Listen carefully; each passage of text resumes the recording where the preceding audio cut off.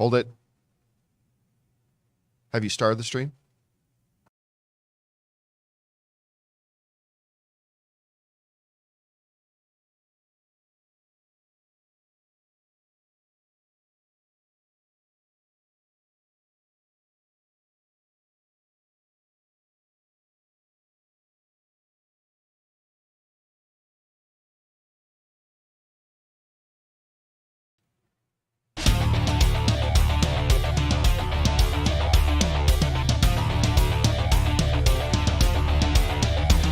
Well, greetings and salutations, everybody. Welcome to the best damn movie-related show on the planet Earth, the John Campea Show, coming from right here on my YouTube channel. I am, of course, your host, John Campea, and it is an awesome honor and privilege, as it is every day, to have you, our international friends, gather around as we talk about our favorite things in the world, movies, movie news, TV, streaming, all sorts of good stuff. And I'm joined, sitting right over here, is Miss Chris Carr. Chris, how you doing? I'm doing great. What a good day for me. Lord of the Rings news. Oh, I'm so excited. Yeah, and for the first day ever, you, carpooled. I did. I got to be in the carpool lane with Amy. It was so much nicer because I had a human being with me instead of a podcast. And sitting, of course, beside her is Amy Newman is joining us here today. Amy, how you doing? Good. Been watching the Munsters trailer on repeat for the last 24 hours. No complaints. Yeah. Wow, that's a way to live. Of course, joining you guys in the live chat over there today is Mr. Ray Ora. Ray, how you doing? That Lord of the Rings trailer. Come on. Come on. We'll talk about it in a minute, but Come on. Ray was watching it before we started the show, and he was audibly gasping. Yeah. I could hear, Anyway, and also joining us, running the show today, producer Jonathan Voico. Jonathan, how you doing? Hey, just pumping the brakes over here. And Robert Meyer Burnett is off recording a mailbag right now as we speak, and then he will be here a little bit later today as we do our next episode of Best Movie, Worst Movie, and we hope you guys will come and join us for that as well. Okay, guys, with that down, we got a few things to talk about here today, so let's just get things started here with an off the top. And the first off the top is this. Now, everyone knows Netflix original movies suck. Now, there are some exceptions. Every once in a while, they'll squat down and squeeze a pretty decent one out. That's not too bad. Now, some great ones too, like whether you're talking about The Irishman or Old Guard. I really like Old Guard. Now, every once in a while, they'll put a pretty good one out. One of their more recent ones, which is the most expensive film they've ever made, is the $200 million film, The Gray Man, with Chris Evans and good Canadian kid, Ryan Gosling. And this is one of those ones that looks really good. The trailer for this one dropped, and it looked incredible. I was at a premiere in Hollywood the other night for my buddy Kyle Newman's new film, One Up, which debuts on Amazon tomorrow, so check that out. But while that premiere was going on, at the theater next door, another premiere was going on, which was The Gray Man. They were doing their big Hollywood premiere, and I was like, maybe I want to go over there. But no, I stayed at my friend's premiere. I'm glad I did. So now the reviews for The Gray Man are crawling out, and it's a Netflix movie. Right now, The Gray Man that's pretty mixed reviews. It's as mixed can be. Right now, it's sitting at 49% on Rotten Tomatoes, with one of my favorite reviews. Let me see if I can find it here. Coming from the Globe and Mail. I love their summary of this. The Globe and Mail writes the following. It is a thriller made by people who know what great thrillers can do, but without the ability to make one themselves. Which is, that's a nice little thing. Good job, guys. Now listen, of course, I'm cheering for this movie, despite the fact that I don't have a lot of faith in Netflix original films. I am cheering for this movie. You got, again, good Canadian kid Ryan Reynolds. Ken, the Ken doll, is in this movie. Looking forward to see it. It's got a great cast.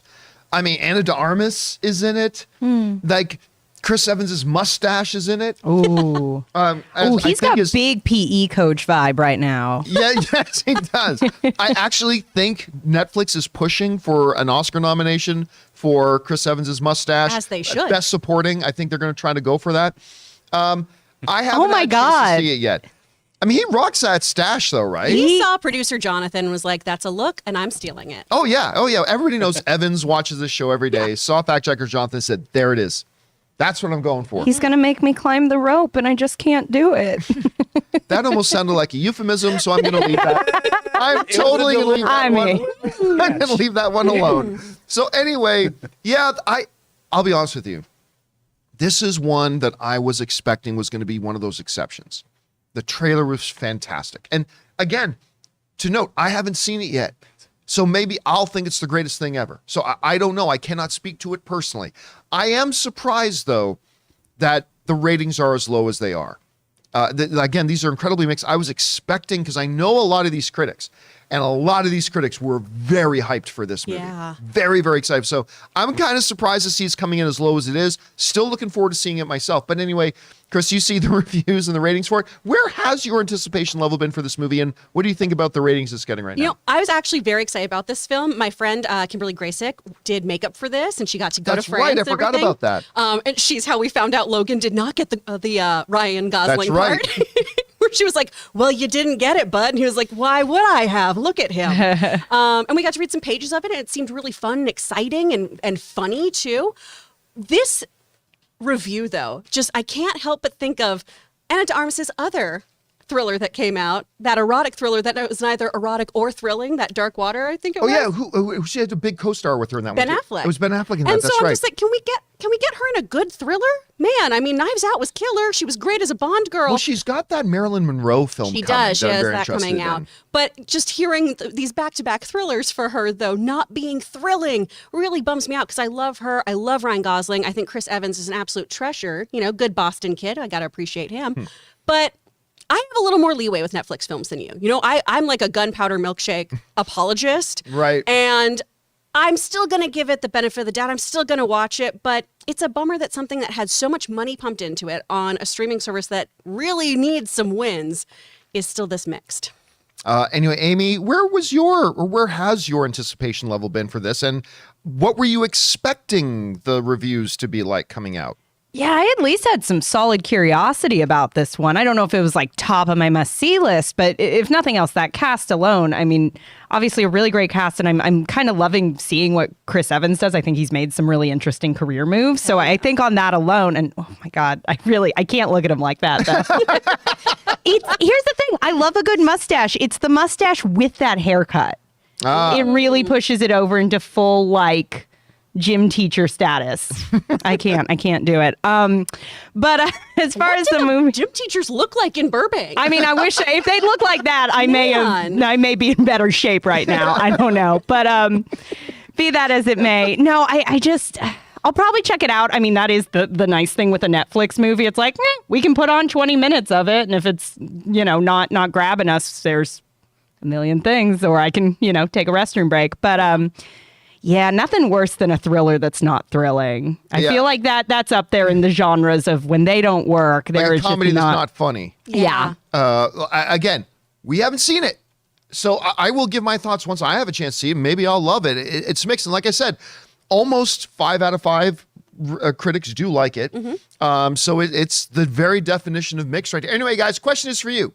What do you think about this? Where has your expectation level for The Gray Man been? Did you think it was going to come in pretty mixed? Were you thinking it was going to be much higher like I did? I don't know. Whatever you guys think, jump down to the comment section below and let us know your thoughts. Okay, guys. With that down, let's do one more off the top here, shall we? And that is this. So we knew a while ago, one of the more interesting developments in the world of video games and movies that has happened in the last while is the fact that Sony Studios, of course, embarked out and decided they were going to launch their own movie division. They were, instead of trying to partner up with other studios all the time, they were just going to create their own studio to develop their own IP, their huge list of IP, to develop their own content. And they've got a lot of stuff in the pipe. But in the world of video game movies, one of the names that has really been noticeably absent has been Nintendo. After the horrific experience they had doing the old Super Mario Brothers movie, they just always shied away. Now, of course, they've got a new Super Mario animated movie coming out with Chris Pratt doing the lead voice of Mario. Good old Italian boy Chris Pratt doing Mario. But that's fine. But it looks like Nintendo might actually now be ready to full blow take their IP and move them into the world of movies. Joe Blow is reporting, and other outlets right now have been reporting that Nintendo is now creating their own movie studio to develop their own IP. Now, they wrote the following. They said, while the world waits With bated breath for Chris Pratt to reveal his Mario voice for Super Mario Brothers the movie, Nintendo is munching on super mushrooms and growing their brand in the film industry. According to recent documents, Nintendo is on track to acquire Dynamo Pictures, a CG animation company that will become Nintendo Pictures. Once the transformation is complete. The studio plans to adapt more of Nintendo's IP. Nintendo has not revealed what properties the studio intends to adopt. Okay. Nintendo is, when you're talking about the nostalgia name of video games, there's Atari, yes, but I think for most people, you're going to say Nintendo. People played either the original, the 64, the Cube, the Wii, the Game, whatever it is. We played that, a lot of Mario. Now, but they don't have the type of IP that, say, Sony has that you think would make a lot of great feature films. But there's one name that whenever discussions about what video games should be turned into movies, one name for decades has always come up. And that is Donkey Kong. No, it's Legend of Zelda. Yeah. Any kind of formation of Zelda or a Link movie, that's been there. And that is kind of with the reemergence in the last number of years, like with Breath of the Wild becoming insanely popular and stuff like that. Pretty. It's Cooking Mama with horses. It's great. It's fantastic. This seems like the right move for them to do at this moment. Anyway, Chris, you hear about this move. Right move, wrong move.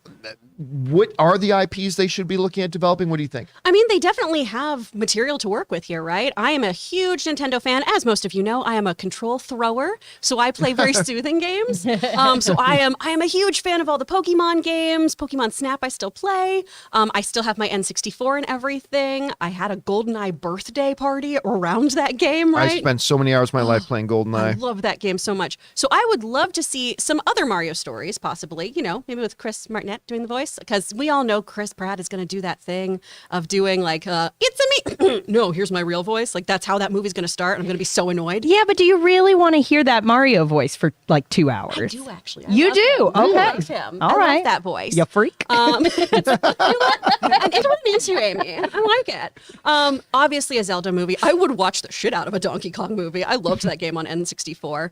But I think there's a lot of fun stuff we could mill out of this. I just am wondering how the storylines are going to be because so many of these games are just like, it's Mario and his friends hanging out. Oh, it's Donkey Kong trying to find Diddy. There's those kinds of elements. I've got one for you. Yeah? I got one for you Okay. that they should totally do, and I think it would work, and I think the story elements are there.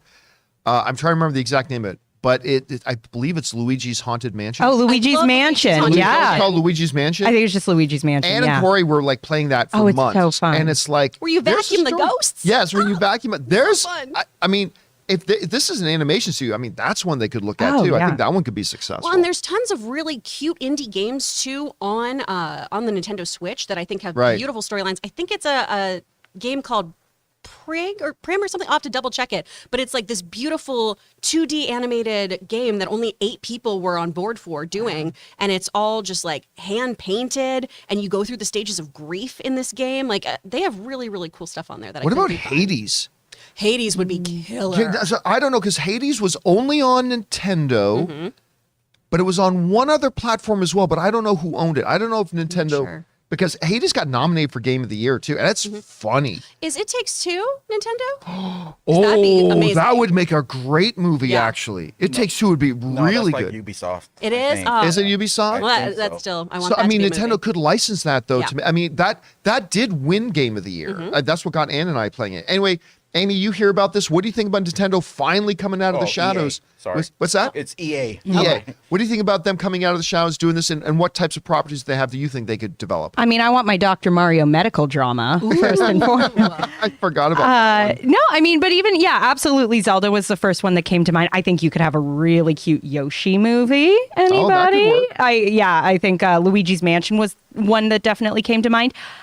I don't know if they, and I say this as, a pretty diehard Nintendo fan from my childhood onward, but I don't know how much they have the properties to, really, really sustain a studio.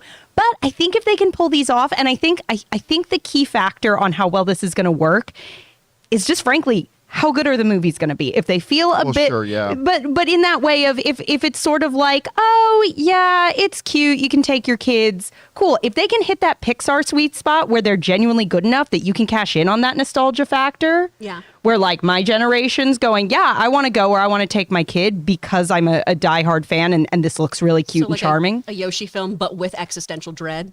Yeah, exactly. Where he's like, oh, my mortality. Really go full Pixar with it. I love that. No, but I think if they can cash in on the nostalgia, but make them good enough that we're not just going, this is just a cash grab, I think it could be really fun. Okay, what if you mix Ford v Ferrari Okay. with Super Mario Brothers? Yes. And you get Mario Kart, I would love a Mario Kart movie. a Mario Kart epic thriller with Ana de Armas. Give her the movie she But doesn't not get. on their arms. But not Anna. But what do you think, I was Ray? going to say, is this live action or animation? Animation, The it studio they looks bought like. was an animation Oh, studio, so I they're going would to love rename it that to for- Nintendo Pictures. I would yeah. love for it to be live action because they have Star Fox, right? Oh, base game that's with not a bad one. With the animals. Yeah. Barrel roll. That would be so dope. They even have like Ghouls and Goblins. You could do like a. I don't like think a that's night. theirs though. I don't Oh, think it's Ghouls not and Goblins theirs? is theirs. They- But that would be a killer one too. I mean, that's like my greatest complaint about that upcoming movie, where it's like you have Anya Taylor-Joy, who is the physical human embodiment of Princess Peach, and it's an animated movie. It bummed me out. 'Cause, well, imagine how Zelda would look in like the.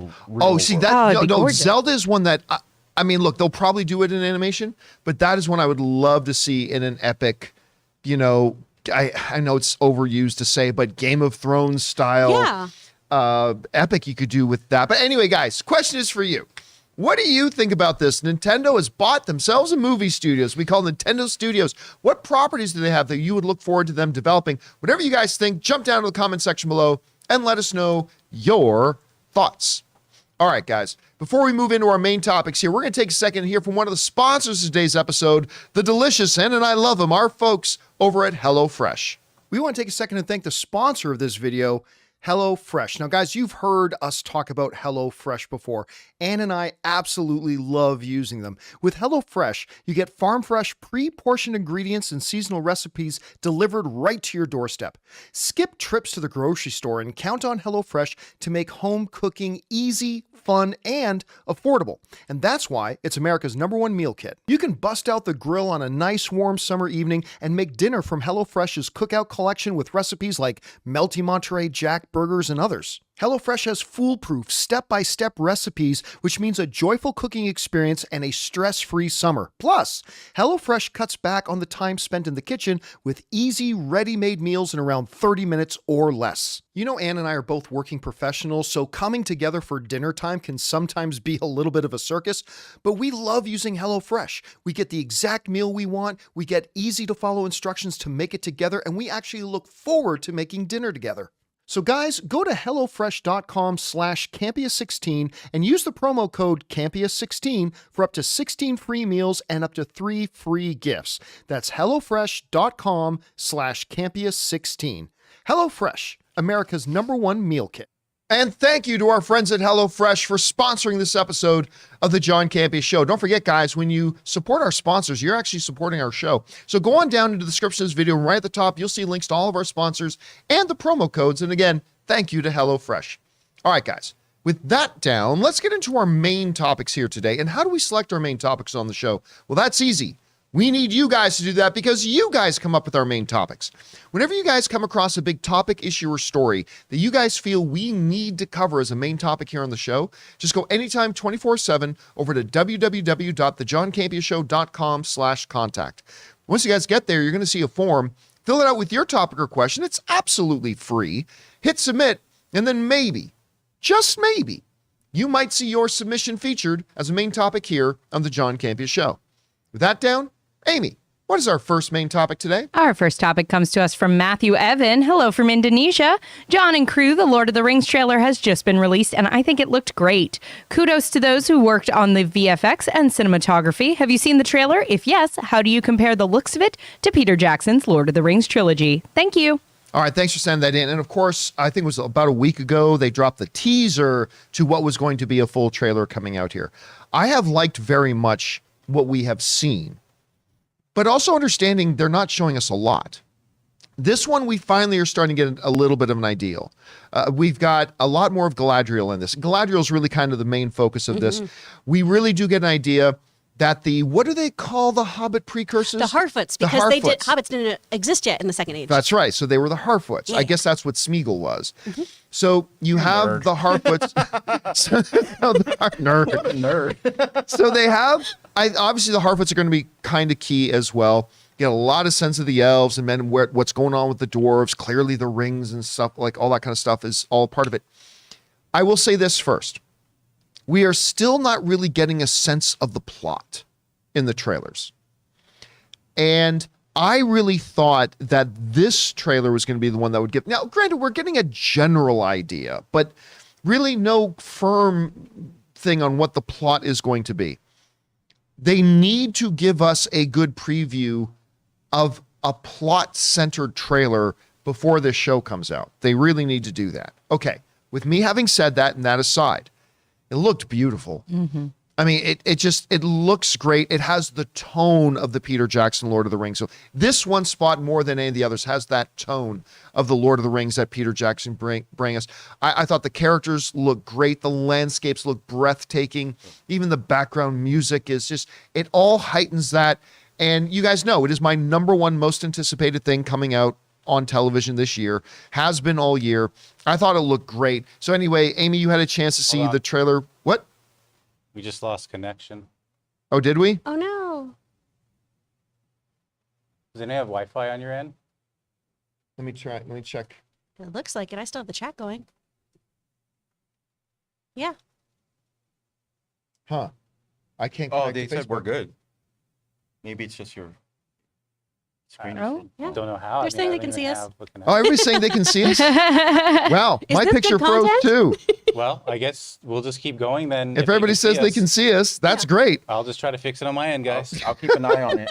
I'll keep an eye on the chat. Yeah, Ray, keep an eye on it. At any rate, everybody's saying we're fine here. Okay, we're having problems on our end, but that's fine too. Anyway, Amy, you had a chance to see this. What did you think about it? I almost feel like I should defer my time to Chris because I can just feel her like vibrating next to me right now. But no, it looks fantastic. Like you said, there's definitely that level of I don't, follow sort of all the, like, I'm not familiar with the books. So I have a definite, like, I don't know what this is yet. But that said, I do think there is an element with Lord of the Rings, with just how beautiful, how stunning that world can be, how much I think those movies are sort of comfort movies to a lot of people. If they can pull off something halfway decent, just based on how good it looks, I think there will just be a general excitement to be back in that world and have that in sort of that different medium of having it streaming, like right there on your TV, some new Lord of the Rings adventures. I think is going to be exciting. That said, yeah, I can't really speak to what we're dealing with exactly. But I think just the quality of this trailer is enough to just get that expectation real high for folks. Chris, you had a chance to take a look at it. How did you feel about it? Oh, my God. I love it so much. My dog is named Gimli, you guys. Come on. Like when you see the two trees of Valinor. Oh, yeah. I was That was like, yeah. And right now it is very much a love letter to people who are nerds. Like Ray called it like it is, because, we have Prince Durin IV, who is showing us that jewel that is going to become part of the Rings of Power. And we see the trees, right, that are so intrinsically tied to Tolkien's mythology. And we go through the Mines of Moria again with Khazad Dûn, and it's so pretty. I'm so excited. I'm going to cry when I watch this show. I mean, again, there's been many shows I've been excited about this year. The Boys season 3, Umbrella Academy, Yellowstone, new seasons, all that kind of stuff. Been an embarrassment of riches. Yeah, but this is the show. Even more than House of Dragon that I'm excited about. Ray, you saw it. You were getting all giddy. What do you think about it? This has become my most anticipated show after this trailer now. Really? This trailer by itself did that for you? House of Dragon has its work cut out for it because the scope in this trailer looks amazing. Yeah. It looks like totally different places everywhere. I love like the different factions. I love that shot where people are burning in the sky. I couldn't tell what that was, but that shot was That was awesome. her vision. That was Galadriel's vision. Yeah. Oh man, this thing looks good. I mean, did we get the quote yet or no? The what? Do the quote yet? The quote graphic? Because like that. Oh, guy's no, supposed no, to- no. We haven't done that yet. Oh, okay. Because I was going to refer to that. Yeah, it looks good. Yeah, it looks good. It looks good. All right. Well, speaking of that, this comes to us from the folks over at CBR who wrote the following. Rather than serving as a straight adaptation of a single book or series, The Rings of Power ties together the canon legends of Middle-earth into a prequel series set thousands of years before the events of Tolkien's best-known works, The Hobbit and The Lord of the Rings. Series director J.A. Bayona, I'm a big fan of his, claims that The Rings of Power, which is ultimately intended to be a 50-hour, 5-season series, is so expansive that it cannot even be considered television. Showrunners J.D. Payne and Patrick McKay added in a recent interview that The Rings of Power will have more action than any television or streaming show we have ever seen. Well, and I will say that just watching that trailer, the scale of it just felt so massive for a streaming series. Even just the sets and how many of these just massive, like, you know, and locations, how many of just these massive things we were seeing. It feels bigger than just your everyday streaming series. For sure. And the casting, Galadriel and Elrond, that has always, since our images, has seemed so spot on. Right. And like great. I'm so excited about this. And versus House of Dragon, I know these are both prequel series, but I am so much more obviously I also love Lord of the Rings way more than I love Game of Thrones, but I'm so much more interested in this because of all these new characters and stuff too. I feel like the show's going to have real stakes, even though we know where it's going. There's so many new characters that we don't know what their fate's going to be that I'm so excited about it. Well, I mean, that is one of the keys, right?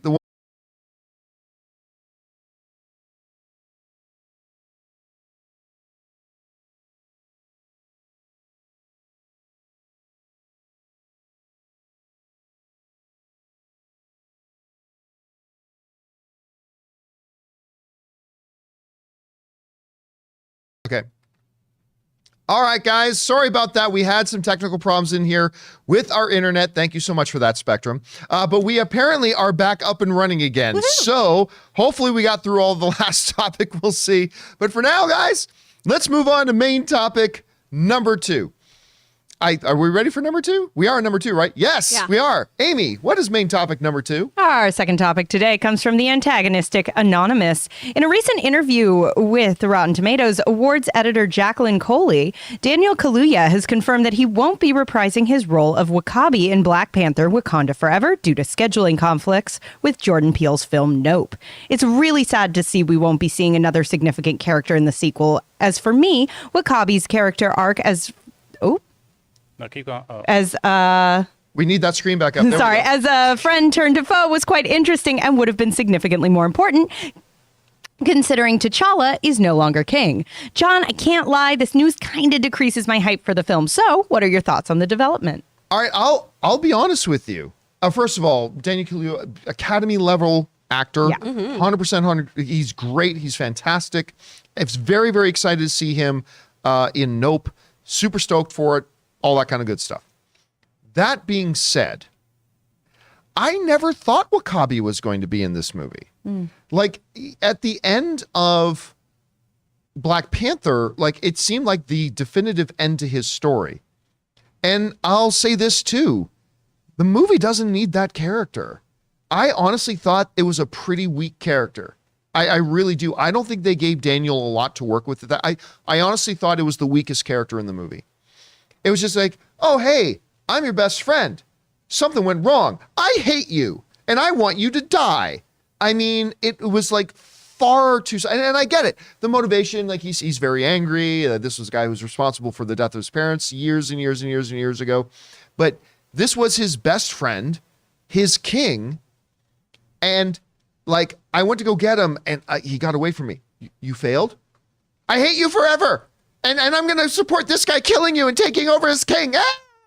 Like it just was the one element of the movie that really didn't work. I mean, yeah, there was some spotty CGI here and there too, but I mean, fundamentally from a narrative point of view, W'Kabi was the one character that didn't work. And I thought they gave the character, he was a traitor. I wouldn't be surprised if they executed him, to be honest. But I mean, in a culture where they decide head of government by mortal death combat, sure, I could see that high treason against the king might have ended him in the death penalty. So I never really expected the character. I would have loved to have seen Daniel pop up, maybe as W'Kabi's twin brother. but I just was not looking forward to that character because I thought the character was weak. Anyway, Chris, you hear about this? Were you surprised that he's not going to be there? And like the very fact that he chose Nope over this was pretty interesting too. What do you think? Well, the choice of taking up Nope instead of this, I think makes so much more sense. He obviously has an incredible relationship with Jordan Peele. We had an incredible performance out of him, in Get Out, which really made his career. Exactly. He's so great in it. And obviously the two of them just work so well together. And Nope looks fantastic. You know how I feel about horror movies. Yes. And Jordan Peele stuff is stuff that I run to the theater for. So I think this, for his career, makes a lot more sense. We were watching a deleted scene this morning that showed those acting chops, right? That showed why he won a supporting actor Oscar for Judas and the Black Messiah, right? He's an incredible actor. And frankly, he just didn't have enough stuff to do in Black Panther, in my opinion. And the things that he really shone in, like, they were cut. They were left on the cutting room floor. And like you were saying, it doesn't make much sense for this character to return. Do I wish he was in the movie because he's such an incredible actor? Absolutely.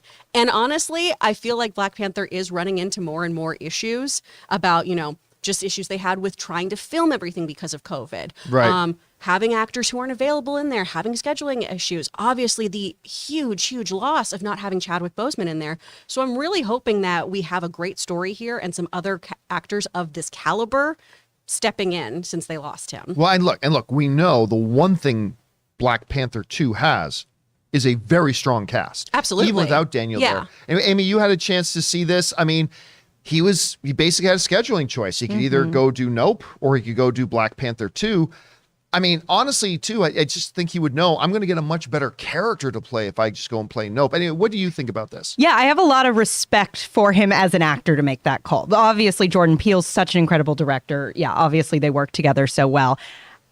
I think a lot of actors would have gone for the Marvel money. So I really do respect his choice as an actor to take, what is probably going to be a more interesting film. That said, it would have been really cool to see if they could have given him more to do in this sequel. I don't know if the loss of his character is going to be, as big a hit, but I think emotionally at this point, there's just so much anticipation for this movie. The first one was so good that any announcement like that of this actor's not coming back just is that emotional, like, no, I want this to be good. And it's starting to feel like the odds are stacked against them. I think they can still absolutely pull it off, but I think from a fan perspective, the response is going to start piling up of like, is this a doomed movie? I'm not saying it is. I'm just saying that is like an understandable emotional reaction of like, oh, and now he's not in this. Oh, and now this is happening. So I still have full faith that they're going to pull something fantastic off, but certainly a bit of a bummer to hear we're not going to have an actor that is that wonderful contributing as well to this cast. As long as Ryan Coogler is in the director's chair. Yeah. I feel confident still with that. Yeah. I mean, as long as the guy is still directing, right, then this movie has every chance to still be great. Again, my enthusiasm for the film took two major hits. One, that they lost their main star. Yeah. Two, they then made the choice to lose their main character. And both of those have really tempered my expectations for this movie. But again, as long as Ryan Coogler's in the director's chair, let's see what happens. Anyway, guys, question is for you. What do you think about this? Daniel chose to do Nope over Black Panther. Do you really even think there would have been a role for that character to play in the next movie? Maybe you thought he was essential. Whatever your thoughts are, jump down to the comment section below and leave those thoughts there. All right, guys. With that down, we're going to take a second and hear from another sponsor of today's episode of the show, our friends at Upside. From cringing at the pump to getting an eye-popping check at your favorite restaurant, inflation is hitting us all where it hurts. And it really hurts. That's why you should start using Upside. Upside is an incredible app for anyone who buys gas, groceries, or dines out. With every purchase, you'll earn cash back thanks to Upside. Every time you leave the house, you can use Upside. The app is incredibly easy to use. It isn't too good to be true. You can use it yourself and see that it works. Upside is a no-brainer. What do you plan to do with all your cash back? To get started, download the free Upside app in the App Store or Google Play. Use our promo code CAMPEA and get $5 or more cash back on your first purchase of $10 or more. Next, claim an offer for whatever you're buying on Upside. Check in at the business, pay as usual with a credit card or debit card, and get paid. In comparison to credit card rewards or loyalty programs, you can earn 3 times more cash back with Upside. You can cash out anytime to your bank account, PayPal, or an e-gift card for Amazon and other brands. Upside users are earning more than $1 million every week. That's probably why they have a 4.8 star rating on the App Store. Download the free Upside app and use promo code Campea to get $5 or more cash back on your first purchase of $10 or more. That's $5 or more cash back on your first purchase of $10 or more using the promo code Campea. And thank you to our friends at Upside for sponsoring this episode of the John Campea Show. All right, guys, with that down, let's move on to main topic number 3. Amy, what is our third main topic today? Our third topic today comes to us from Amir K. Greetings, John. So a lot of people have been debating if Kamala ended up being a mutant or not at the end of the show, and if she morphed into Captain Marvel in the post-credit scene, or if she switched places with her. The creator of the show just confirmed both, saying she is a mutant and that she didn't turn into Carol. What do you think of her comments, and does this make more sense than their alternatives? All right, thanks a lot for sending that in. And I probably should have given a spoiler warning before we read the question, but yeah, this is going to deal. The show came out a couple days ago, but this is dealing with a couple of spoilers that aren't. If you still haven't had a chance to watch the episode, I'm sure you've heard about everything in it by now. But just be warned, we are going to talk about a couple of key things in this as we go in, both of which were mentioned in the question. So yeah, coming out of Ms. Marvel, and we did the Ms. Marvel open spoiler discussion yesterday. And there were a lot of people in our live chat who, number one, did not necessarily think they were saying she's a mutant. And number two, didn't think she switched places with Carol Danvers, but rather believe that she turned into Carol Danvers. Now, just to be clear, the showrunner, the creator of the show, and the showrunner, her name is Bisha K. Ali. She was being interviewed by Variety, and she made both points very, very clear. On point number one about whether or not she morphed into Carol Danvers or whether she switched place, the interviewer asked her, so at one point, Kamala turns into Captain Marvel, to which Ali says she did not turn into Captain Marvel. And then the interviewer says, you're right, sorry, she switched places with Carol Danvers. That's right. So the showrunner puts that question to bed, all right? No more, we don't have to question it anymore. The showrunner clearly laid it out. She did not turn into Carol Danvers. She actually shot it down when the wording made it sound like she did. She goes, no. She didn't morph into Carol Danvers. She switched places with her. So now we know 100% for sure. No more theorizing, no more speculating. That's exactly what happened. She swapped places with Carol Danvers. That's number one. Number two, were they actually saying she was a mutant? Because when it happened, when Bruno brings up the phrase mutation and the plays, right? I'm like, well, they're telling us she's a mutant. But there's still a lot of people who don't believe that that's true. Well, the showrunners confirmed that it is. And that directive to make her mutant came directly from Kevin Feige. And the showrunner doesn't even know what they're going to do with her afterwards. This comes to us from that interview where Abisha says the following. I don't know how it fits into the larger MCU, her being a mutant. I generally can't answer that. Not because I'm lying, because I don't know. Kevin is doing whatever Kevin's up to. Who knows? The man's full of mysteries. It just was this perfect piece. But the fact that we get to roll out this part of the MCU in our show, being mutants, my nerd heart could not be more thrilled. And that came to us from the showrunner. So they're so secretive over there, they're not even letting the showrunners know what's happening next. They just got a directive for okay, but Kevin says she's going to be a mutant, make her a mutant. And they do that. It's okay, I don't know what they're going to do with that later on, but they're doing it now. And they're using our show to roll the movie, which again, I freaked out over yesterday about the fact that I never would have thought that they would officially hearken the fact that mutants are here now in a Disney Plus show. I never would have thought that in a million years, and yet here they are doing it. And I love the fact that came directly from Kevin to do that. I love the fact that instead of letting there be a lot of confusion in the fan community, because a lot of times in these shows, there's things that happen, but there's a little ambiguity and there's a lot of confusion in the fan community. Showrunner just comes directly. Like the thing about, wait a minute, did Kamala turn into Captain Marvel or not? Because again, a lot of people in our after show yesterday thought she had turned into Carol Danvers. but she came out to set that straight just so there's no confusion. Nope. She's still Kamala, but she's somewhere else now. And now Carol Danvers is in Kamala's bedroom.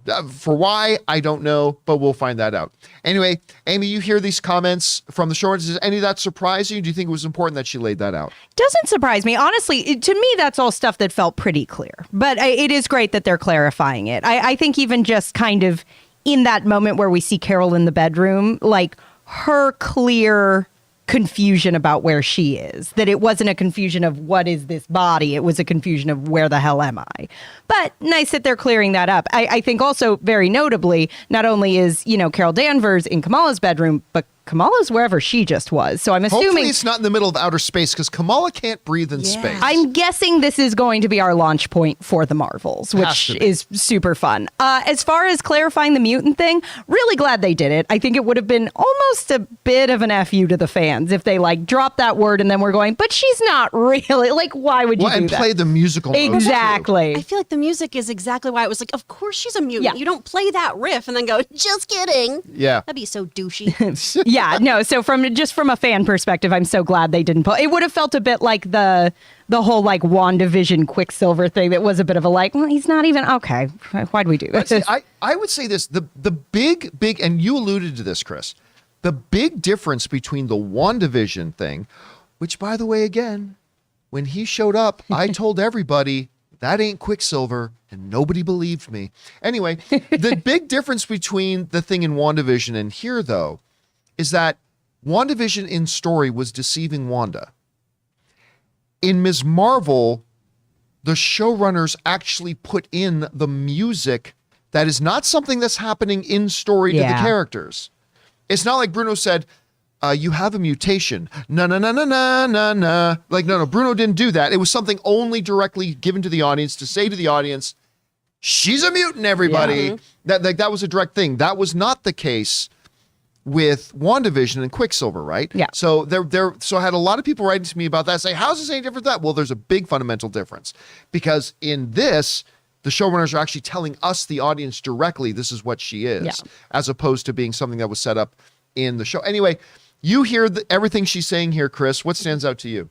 I mean, it mostly stands out to me that people needed the clarification. I don't know. I think it's wild that people are like, I don't know if she's a mutant. Because there's also the whole argument people keep bringing up of, no, she's not a mutant. She's an Inhuman.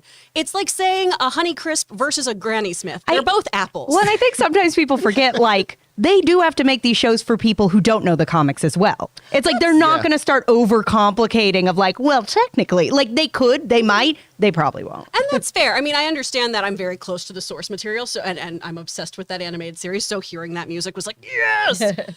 But I think people getting really, really hung up on the no, she's an Inhuman. No, this is different. No, we're simplifying things in the MCU because of that issue, right? Having mutants versus Inhumans would be very confusing, I think, for your just kind of general audience. I couldn't explain that shit to my mom. It'd be so bananas, right? She'd And be I like, also, I think it's good that we're also seemingly removing Terrigen Mist and things like that, right? Things that activate your mutant genes, because usually it's just puberty in the X-Men comics, Right. which I love that trope of hey, oh my gosh, your body's changing, and also now you can breathe fire. What? Sorry. Growing up is weird. So I'm really, really excited that they did clarify that, they did say this, and it just shows, too, that Feige keeps his cards close to the chest. Yeah, really close. And I really love that, actually, though, of, hey, I want you to make the story you want to make. Just make sure you include this little nugget. And they did that so well in this story, right? She told the exact same story she wanted. Ali had full carte blanche on this to do what she wanted here. And then it just was one scene. Hey, make sure just Bruno says one line to her. That doesn't change the narrative of what you're doing. And I think that is why Kevin Feige is such a great helmsman, because he's making sure that these moves are plotted out without taking away the creative direction of his filmmakers and his television makers. Well, I don't think he gives them carte blanche. I think he very strictly lays out, when they start, okay. He's not telling them to make it 2 hours. Well, yeah, that's true, yeah. But he's also, he does lay out, you can't do this, you can't do this. Don't say you can't blow up New Jersey because we got New Jersey in one of our other don't have this character show up because we're going to do this. Make sure she's still alive at the end. Make sure there's this. Make sure there's this. And he'll give them these guys. It's the analogy I really like the way Kevin Feige works is that he sits down with his filmmakers and he clearly defines their playground.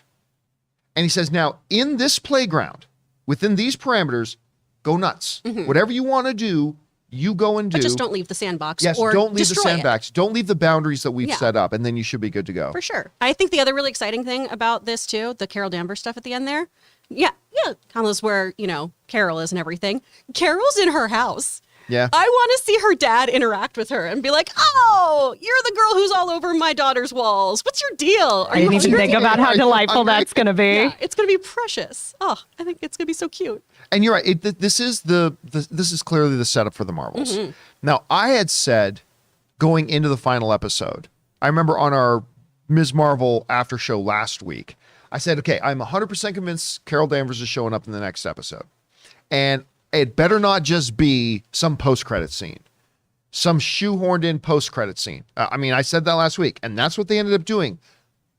But they didn't try to set up a story in a post-credit scene. They just give a little tease. And I'm like, okay, if you're going to do that, that's fine. Like what I did want to have happen is a Doc showing up to Marty. I didn't want Carol Danvers show up at the end. Kamala, the universe is falling apart. We desperately need you. What? You need to come with me right now. It's your kids. And then they go off into outer space. Like that would have been like, I was afraid they were going to try to shoehorn something like that in. Yeah. But just this little thing of the bangle glows, boom, she's gone, boom, Carol's there. And it just leaves us the way they meant to leave us. A bit of a mystery. We'll see how that goes. So even though I was like totally against Carol Danvers just showing up in a post-credit scene, I got to say it did kind of work for me. So that was okay. Anyway, guys, question is for you. What did you think about the comments from the showrunner of Ms. Marvel? She has clearly confirmed those two big main things. One, she's a mutant. Two, she did not turn into Carol Danvers. She swapped places with her. Does that totally make sense with how you saw it? Does that contradict the way you saw it? Do you think maybe there's still a few little loopholes in there that maybe it could be something else? Whatever you guys think, jump down on into the comment section below and leave your thoughts there.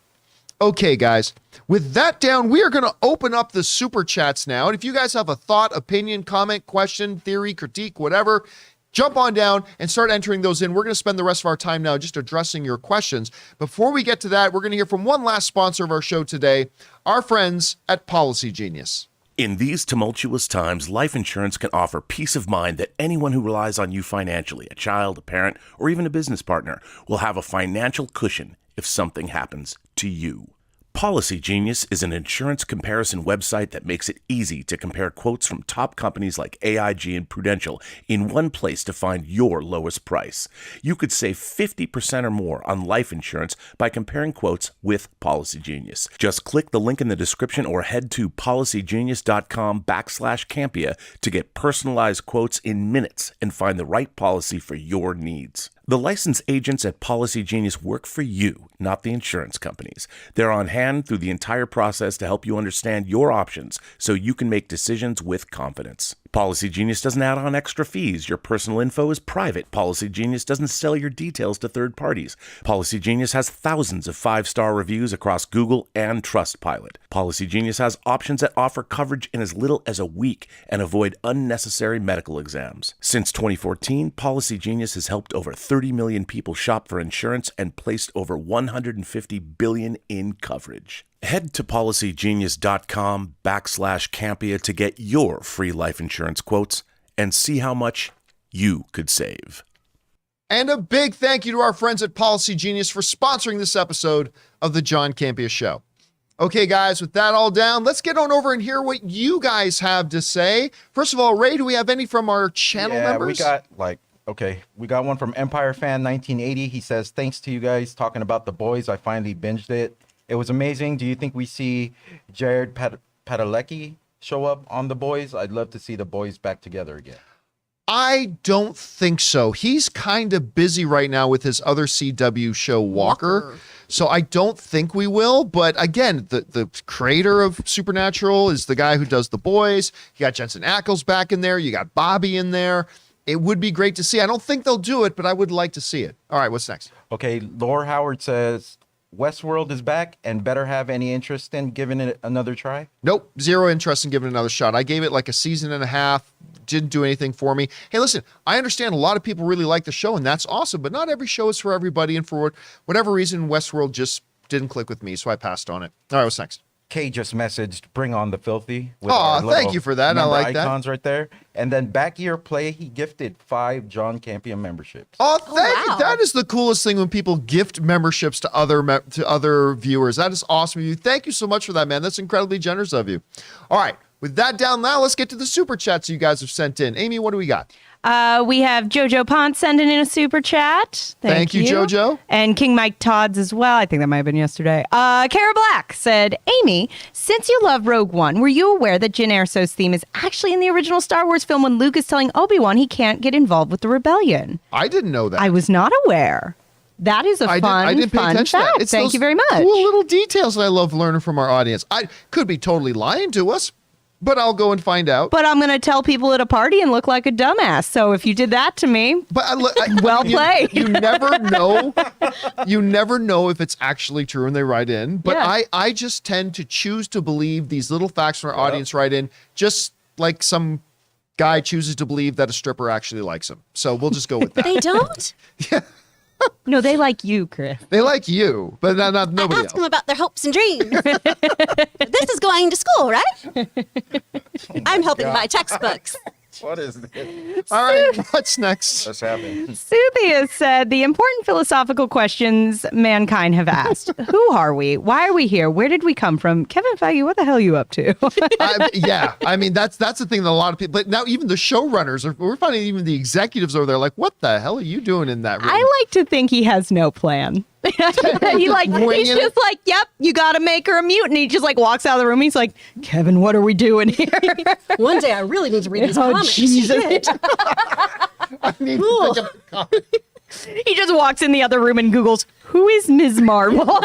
What is an Inhuman Yeah. that everybody keeps talking about? All right, what's next? Joseph Michael with the $20 super chat. Thank you, Joseph. If I were to explain Ms. Marvel to someone unfamiliar with Marvel Comics or the MCU, it's basically like Spider-Man, but it's a girl. Would that be an accurate description? Also, Mohan Kapoor, Kamala's dad, Yusuf, is GOAT. He's Yeah, he is. so great. The whole family, Amir, the mom, the dad.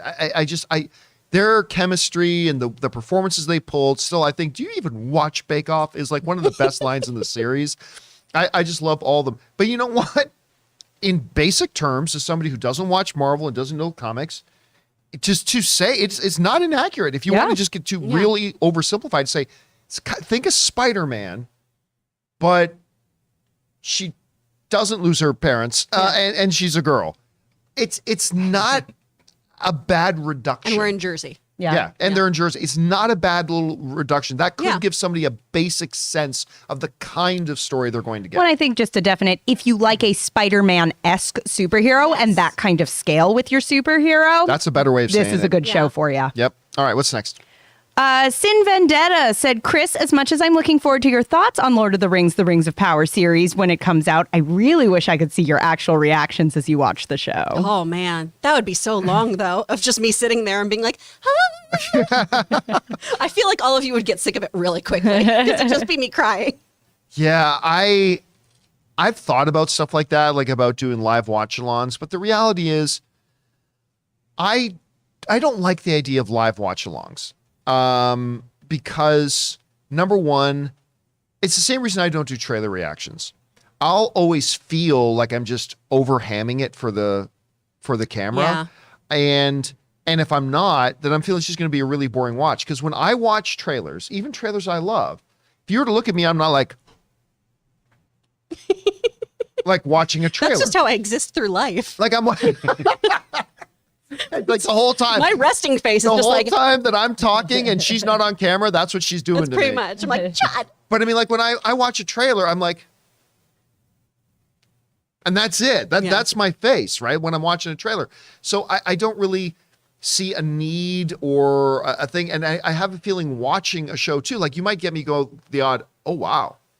But I mean, I could film it and edit it down.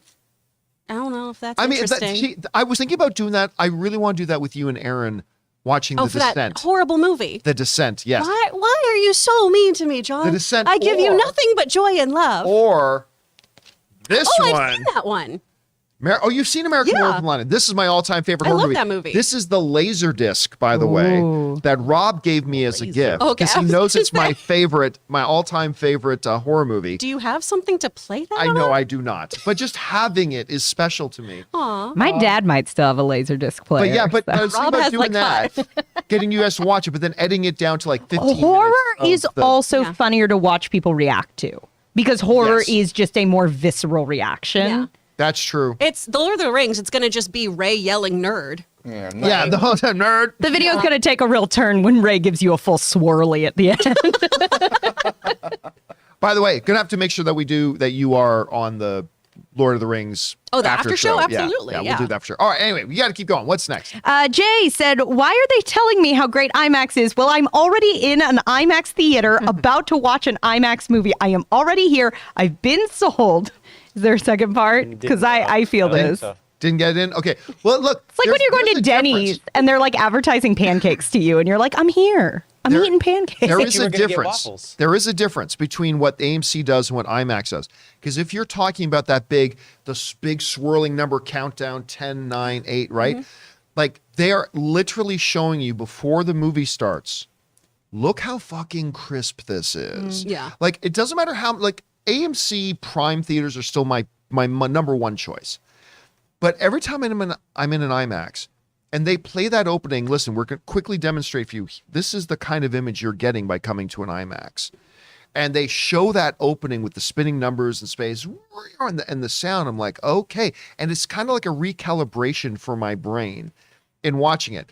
Unlike just putting up a celebrity, IMAX is really good. You should come here and watch a movie. Heartbreak feels good when it's this big. Are we talking about? Did you just cut to me because the Nicole Kidman came up? Are we talking Nicole Kidman AMC yet? Because I love it. She can sell me on the theater I just paid $20 to go to all day. I just go back through. I'm like, she's right. I would like a second ticket, and I gotta go because the movie's starting. I actually just buy a ticket for that and then I leave. Yeah, 100%. I need heartbreak to feel good, damn it.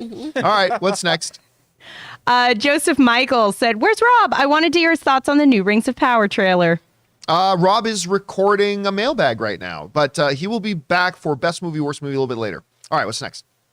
Luis Enrique de la Peña said, "The first X-Men film turns 22 years old today. Wow. Do you have any memories from it, and does it still hold up?" It absolutely still holds up. I mean, obviously the comic book genre has evolved.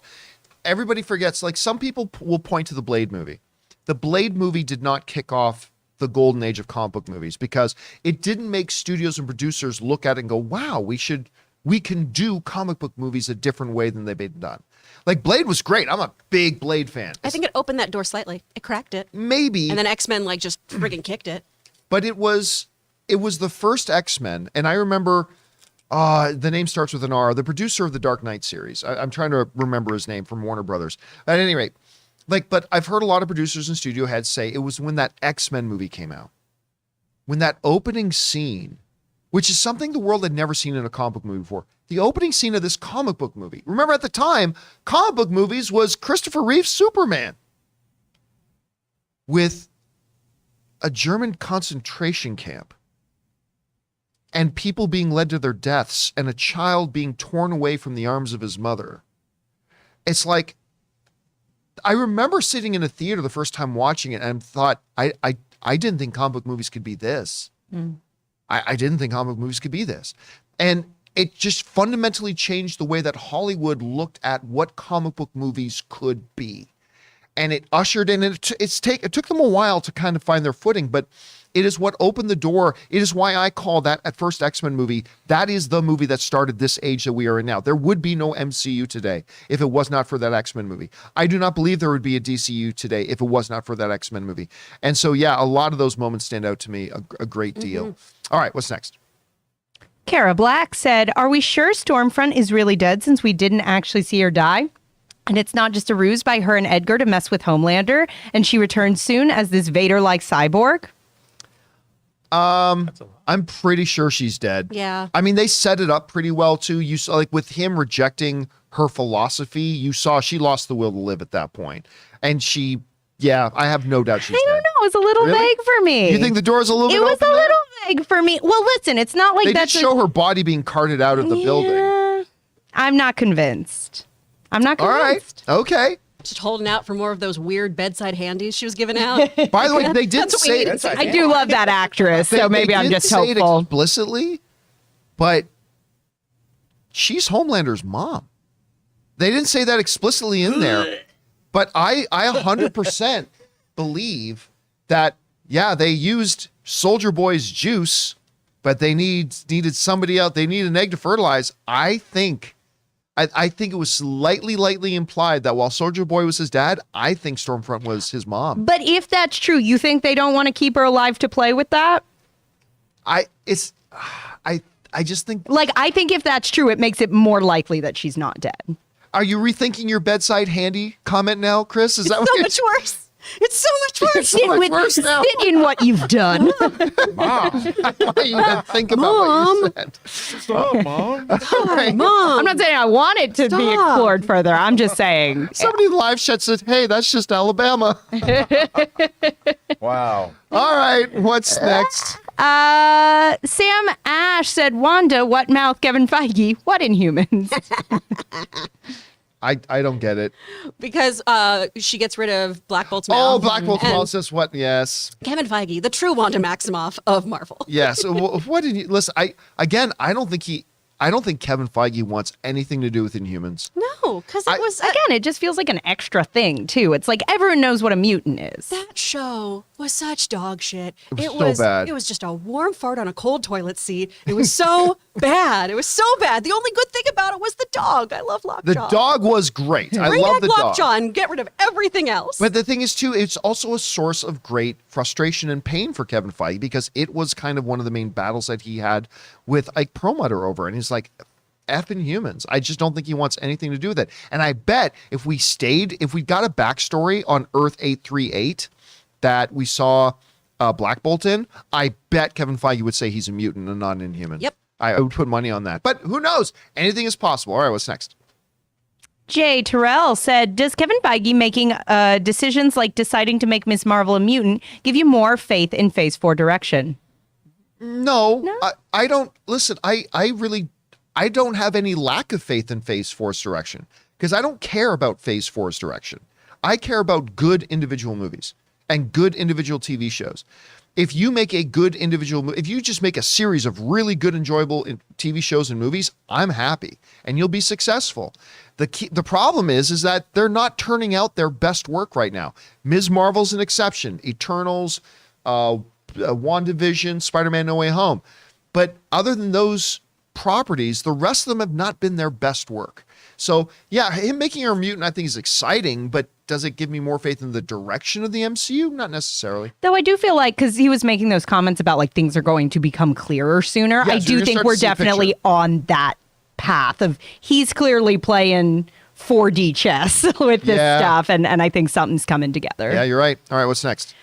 Ricky Bizarro said, I'm a self-admitted Marvel fanboy, liking Phase 4 more than most, but something felt off to me, and I may have figured it out. Rewatchability. And looking for part 2. It's right up here. I found it. Every project to come out I've seen, enjoyed, and never thought of again. I've no desire to watch Eternals again, like The Winter Soldier, or Thor 4, like Guardians. It's lately felt movie of the month to me. Next part. If it got in. No. No, that wasn't it. He's Oh, there there it we go. is. Oh, nice job. Not sure the solution or if there even is one. I love the MCU and I'm excited for the future. But if I'm feeling existential sometimes, I ask myself, what's the point? Love you, John. First time getting a question in love. Oh, thank you so much for that, Ricky Bizarro. And you know what? Here's the thing. I agree with your assessment. Yeah. Other than Shang-Chi, which I've seen, well, I've lost count. I've just straight up lost count of how much. I think I am one of the bigger Shang-Chi fans. I think it is one of the best comic book movies ever. I really do. It might even contend for top 5 to me. Best comic book movie ever. Maybe. Might be in the 6 or 7 spot. Spider-Man No Way Home, very rewatchable. So good. I have rewatched WandaVision a number of times. I will rewatch Ms. Marvel. I'll never watch Loki again. Other than season 2. I'll never watch season 1 of Loki again. I'll But never the watch. hair flips, John. I know the hair flips. I'll never watch Falcon and the Winter Soldier again. I'll watch season 2, but I'll never watch that again. I'll certainly never watch Hawkeye again. I'll never watch Black Widow again. I kind of thought Eternals didn't have the rewatchability, but then when I went back to Canada recently, I ended up watching it on the plane again, and I'm like, you know what? No, this movie's pretty good. I still wouldn't say it's great, but that movie's pretty good. So maybe it's got a little bit more rewatchability than I thought.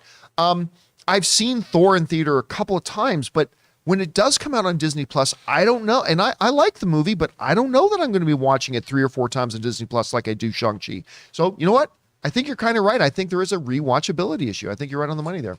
I think it's, for me at least, it's that a lot of these movies feel like pieces of a bigger thing way more than like some of the earlier phase Marvel stuff did, where it's like, no, this really feels like a standalone movie that just works as a film. All right, what's next? At least for me. Daniel Dang said, I love how after this Lord of the Ring trailer dropped, the momentum finally started to shift toward positivity. This trailer was amazing. Well, it was Who more hasn't? white people.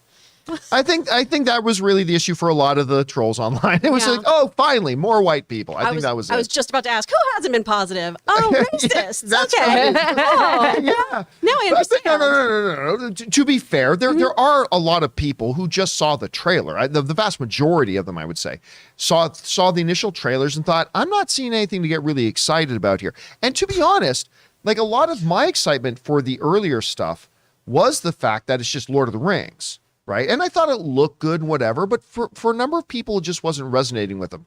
Then there's a group of people, it's like, there's a disturbing lack of white skin on these trailers. There was Listen, some my of them. elves are going to look a certain way. Yes. But again, there was just a lot of people who I think looked at the trailer and says, I'm not seeing a lot of stuff to get excited about yet.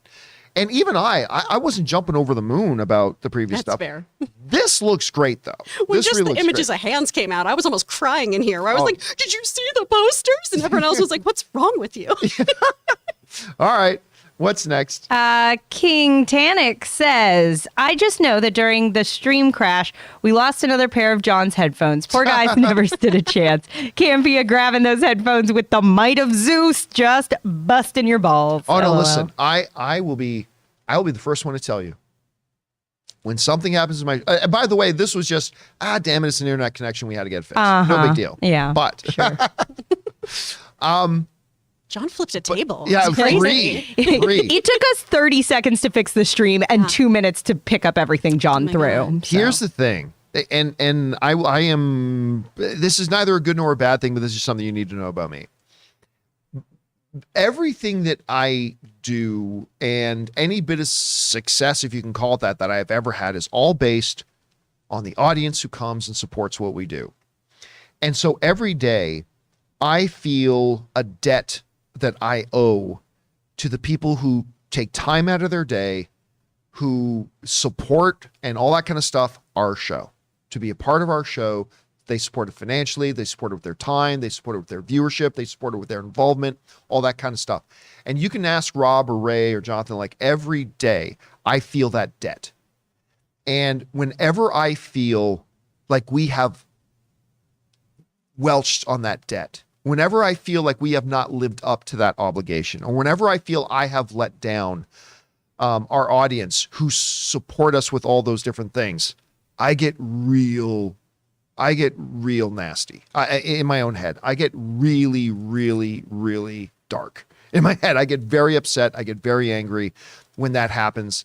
And I just really hate it when I feel like I've let our viewers down. And I get maybe overly emotional on that. I do. But I mean, there's not much else I get angry at, except for when something goes wrong that I believe has us letting our viewers down. That's the only time I get real sharp. And I do when I feel like I've let people down. All right. Anyway, there's that. All right. What's next?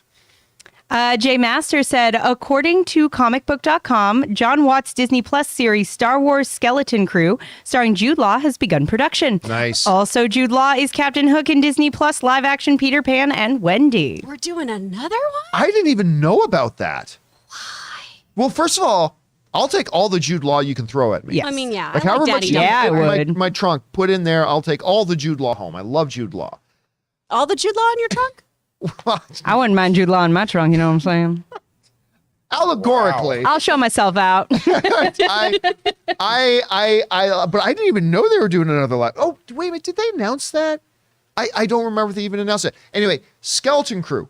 I am excited about this. I'm looking forward to the very fact that John Watts is involved with it. I was very excited when I found out Jude Law was going to be the lead. I think that's great. The whole idea about it's going to kind of a Goonies feel to it as well in Star Wars universe. I'm down. Oh no, what are you laughing at? I just want to clarify to the person in the live chat who was concerned. Yeah, I know that means in my butt. I know what I said.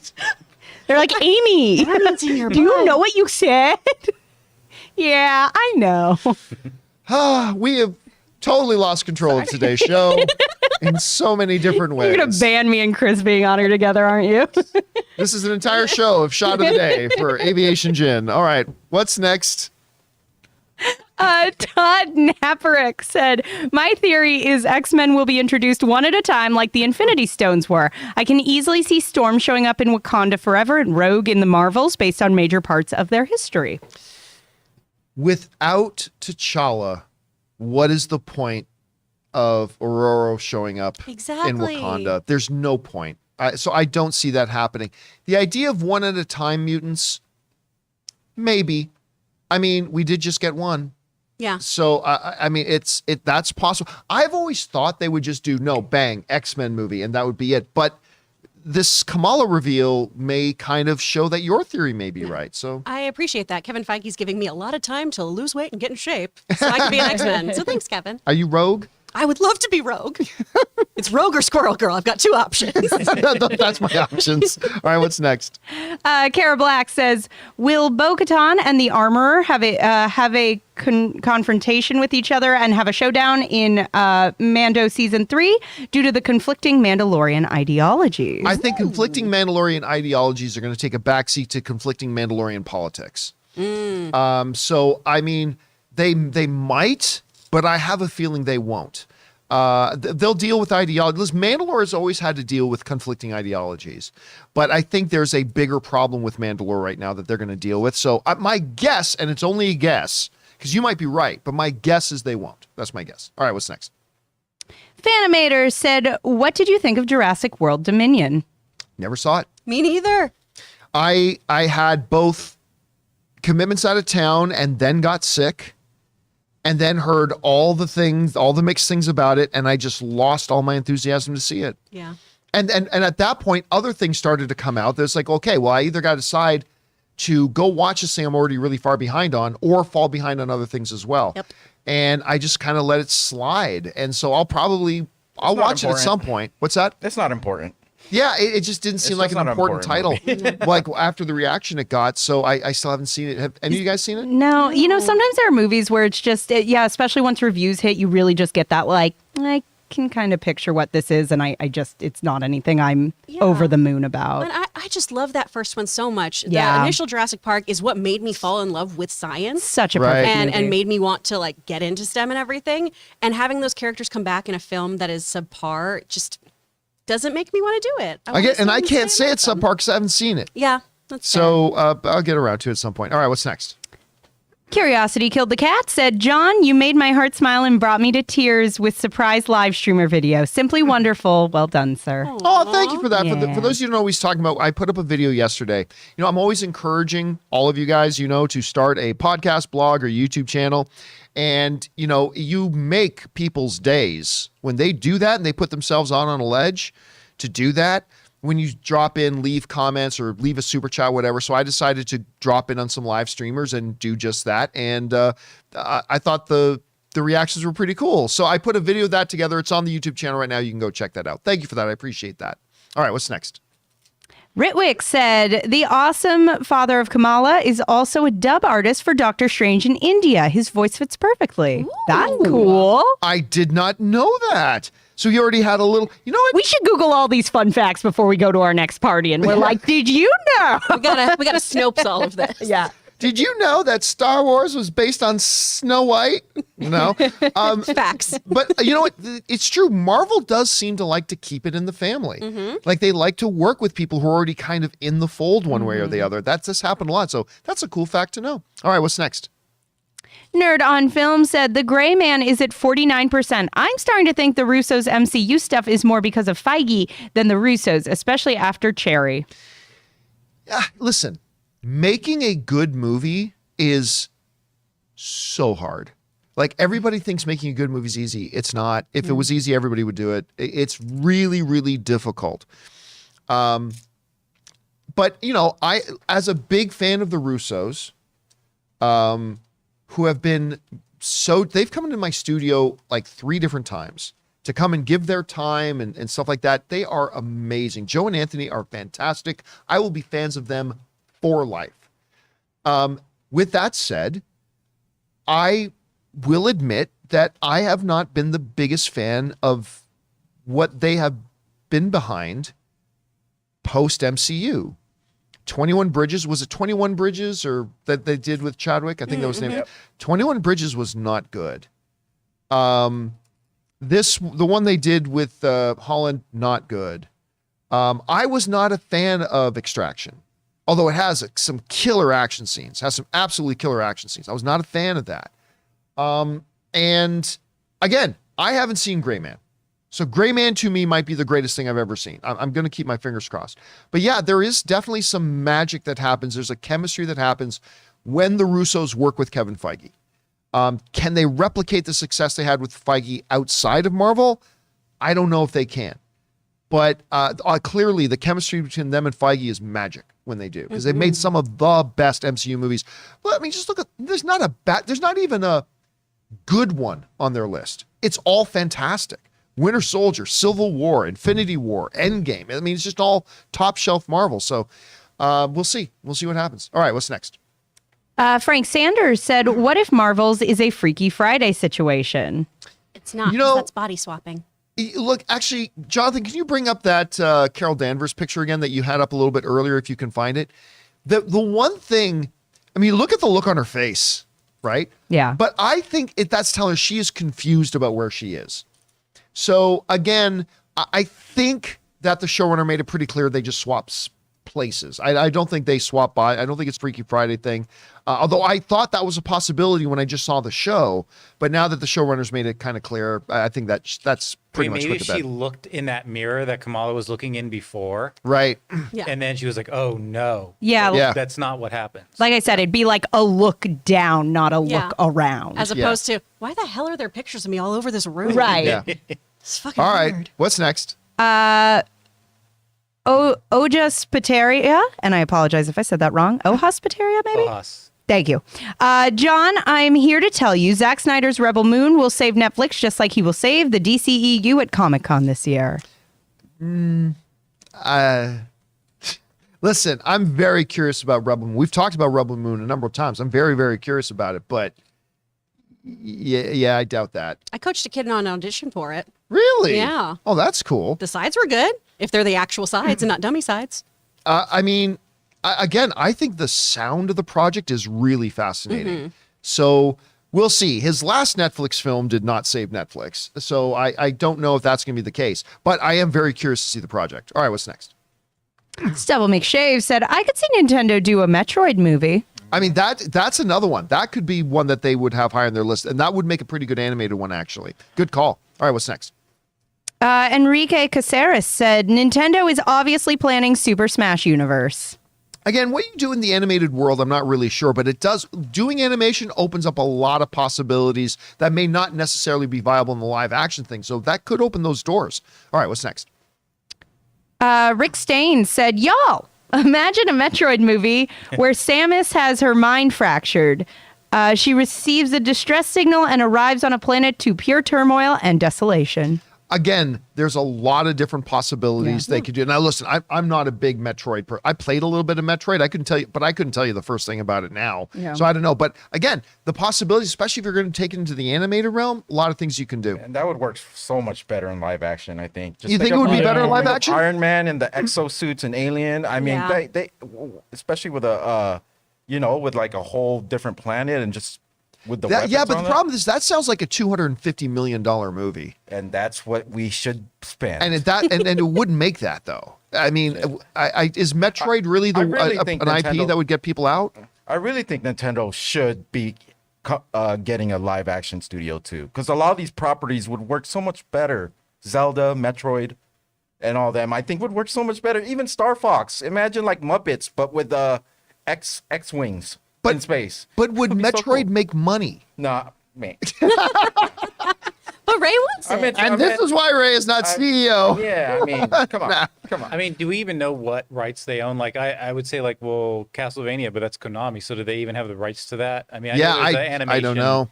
That like what library is actually Yeah. theirs? Don't like Right. I Well, obviously Link. And Castlevania's happening on Netflix already. That Yeah, that's anime. already there, So, so- good. So All right, what's next? You read We that did right? that. Joseph, yeah. Joseph SFL said Metroid movie, please. Yeah, we're getting a lot of call for Metroid on here. Like All it. right, what's next? We got Luis Enrique de la Peña with, did you know that Michael Rosenbaum and Tom Welling started a podcast called Talkville yesterday where they talk about each episode from Smallville? Well, it's funny because that is the big trend now because Yeah. you have the two main guys from Scrubs.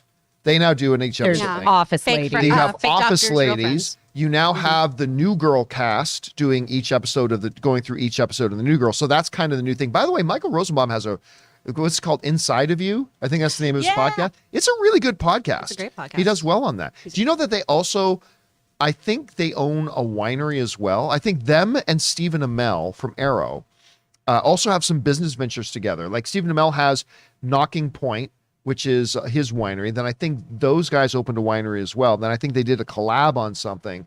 But yeah, like, so Tom Rosenbaum and Tom Welling, or Michael Rosenbaum and Tom Welling, have been actually working together as business partners for years as well, and outside stuff.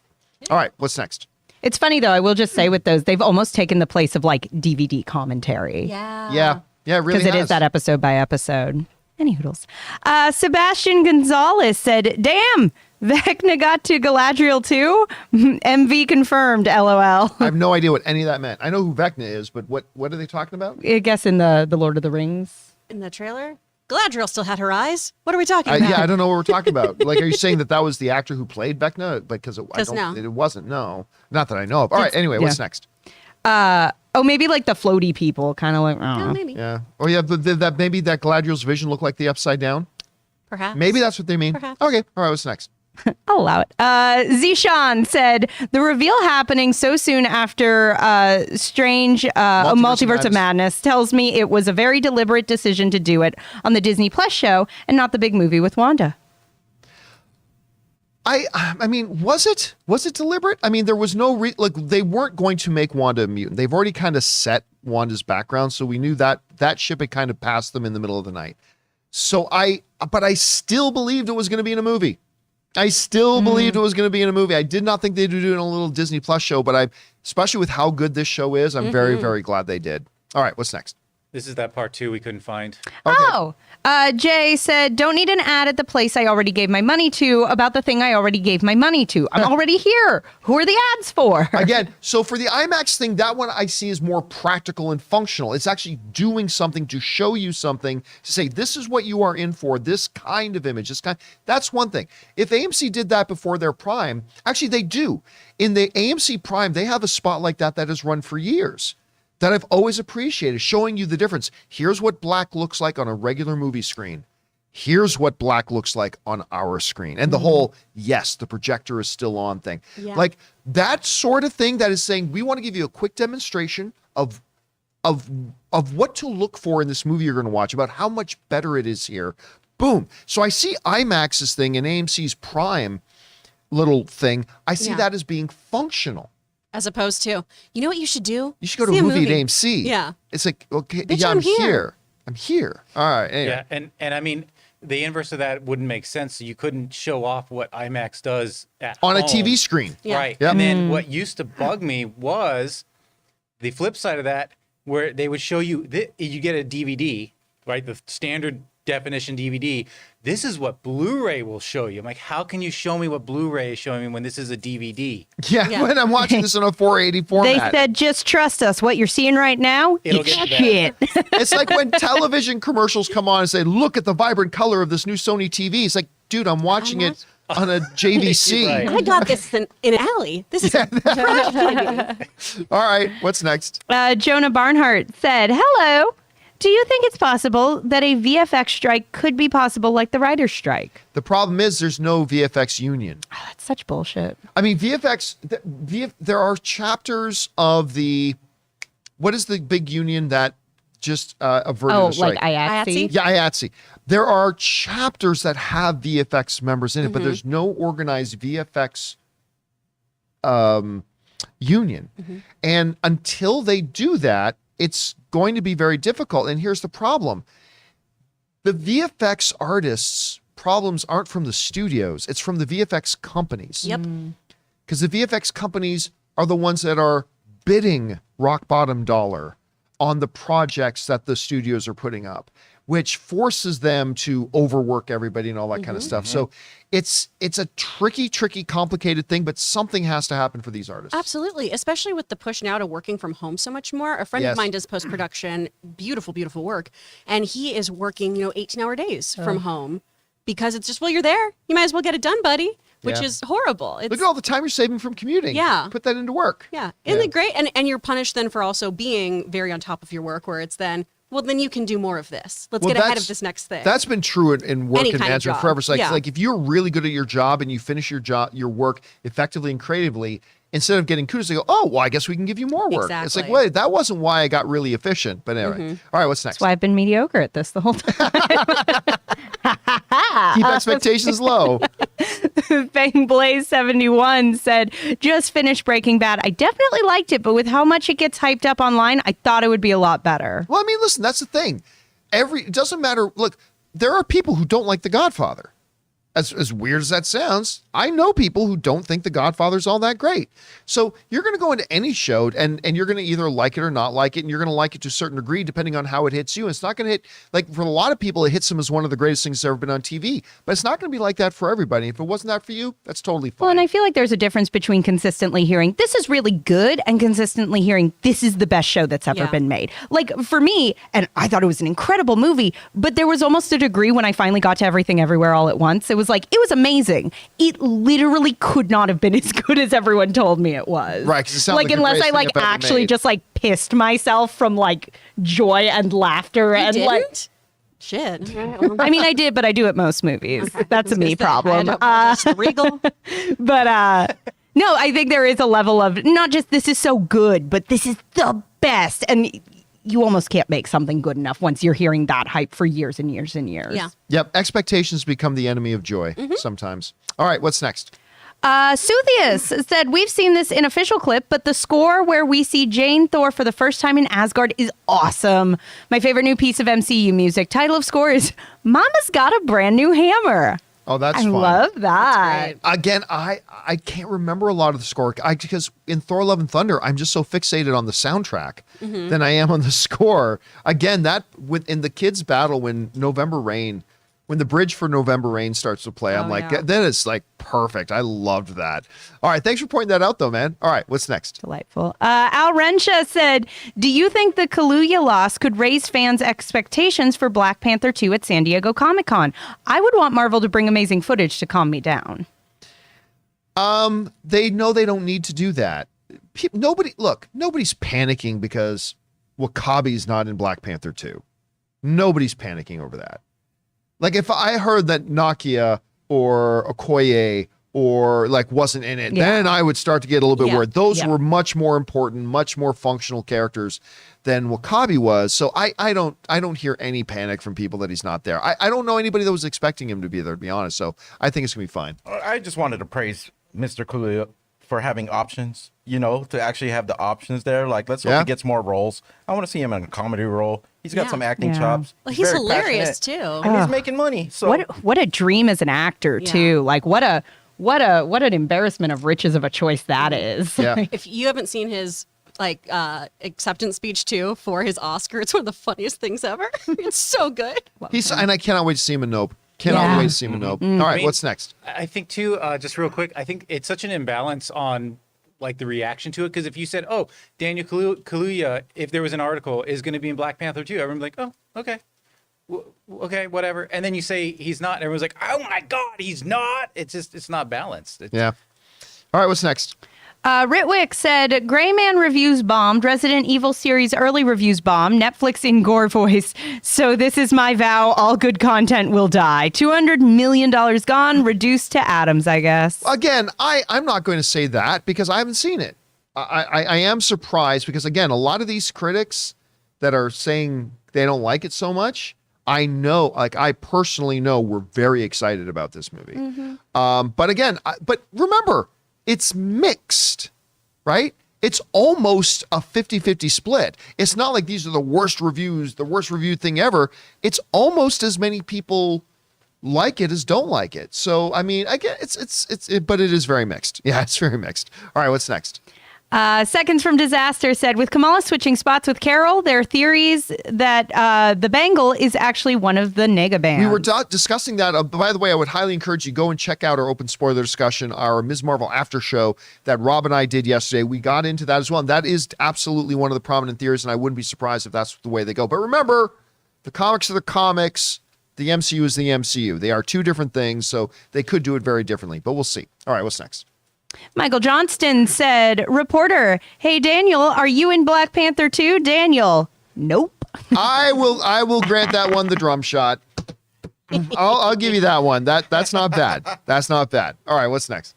Mike Scott said Patty Jenkins and Taika are similar. They direct a movie well, they didn't write, then get keys to write the next one, and it's subpar or bad. Ooh.